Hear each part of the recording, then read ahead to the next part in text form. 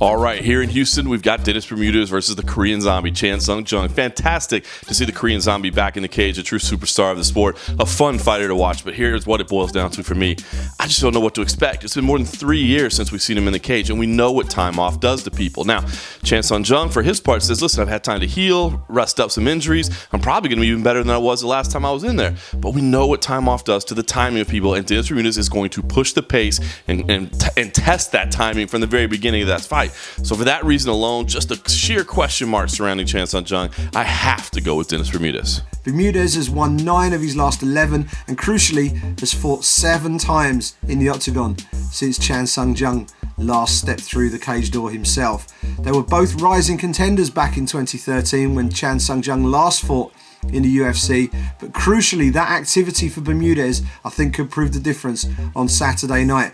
They were both excellent featherweight contenders, but I think activity is going to prove the difference here. We're going to see the best of Sung Jung probably in his next fight, but for this one I'm going with Dennis Bermudez by decision. Korean Zombie versus Dennis Bermudez is an awesome fight to make in the featherweight division. However, these are not the circumstances I love most for it. I just think the layoff Jung has had coming into this fight, more than 3 years, way too long, way too difficult of a matchup for him to come back to. I think Bermudez has just been way more on point of late, of course, because he has been competing with consistency, and I just think he brings that into this fight because the game is just going to be a little too much for Jung at this point, who is an awesome, well-rounded fighter, but I think Bermudez's takedown game, he's going to be able to avoid the submission, work his ground and pound, and eventually win a decision over the course of 5 rounds. If you look at their styles, I probably would have gone for Korean Zombie. I think he has an advantage in striking, great chin, very dangerous on the ground.